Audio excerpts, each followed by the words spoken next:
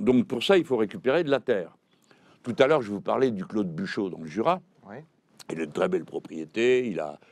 Il fait de la vigne, lui, de très bonne qualité. Et un jour que je suis allé le voir là-bas, il me raconte comment il a mis, je crois que c'est 1 ou 2 hectares pour faire de l'agriculture vivrière. Il y a 2 personnes dessus qui en vivent. Sur 2 hectares. Sur 2 hectares. C'est énorme. Ouais, c'est bien. Parce que la proportion maintenant, c'est pas ça. Ouais. Et ils vendent, elles vendent, ce sont 2 femmes, elles vendent, je ne sais pas si elles y sont toujours, hein, mais elles vendent autour, tout autour. Quand je suis allé en Bretagne une fois, là, ils m'avaient montré une ferme, pareil, ils vivaient à une dizaine et ils se payaient.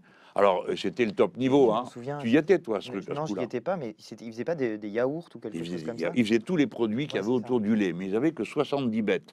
Ils vivaient à 10 Ouais, là-dessus. c'est ça, je m'en souviens. D'accord, mais ils fournissaient tout le coin. Et ils expliquaient qu'ils pouvaient justement, qu'ils arrivaient à faire la rotation, à avoir, à travailler moins Voilà, et en gagnant quand voilà, même correctement voilà. leur vie. Ouais, je me Donc on souviens. voit que c'est possible. Ce que je suis en train de raconter, c'est pas un paradis idéal. Il y a des paysans qui savent le faire et leurs méthodes sont là, elles sont au point. Maintenant, je suis obligé de vous dire que dans tous les cas, on parle de gens qui sont de haut niveau de formation. C'est pas quelqu'un qui rapplique avec ses 4 graines dans un sac et qui dit je vais faire pousser des choux-fleurs. Hein. C'est pas comme ça que ça se passe. Hein. Les gens dont je vous parlais là pour la Bretagne, tu t'en souviens? Ouais. Bon, la plupart, ils avaient le niveau ingénieur agro. Ouais, Hein. BTS, c'était le top niveau de l'agriculture.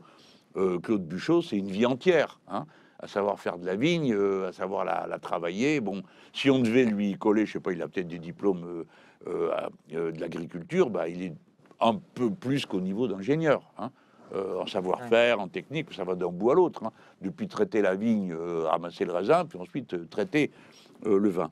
Donc voilà, on aura donc besoin d'une réforme agraire, on a donc besoin de répartir de la terre, on a besoin pour ceux qui produisent des choses dont on ne veut plus, qu'ils puissent en changer. Mais si vous avez un paysan qui est endetté jusqu'au nez, bah vous n'allez pas lui dire eh bon, en plus, maintenant, on a décidé que tu vas faire autre chose. Bah, c'est pas possible. Il peut pas. Il faut qu'il paye les traites.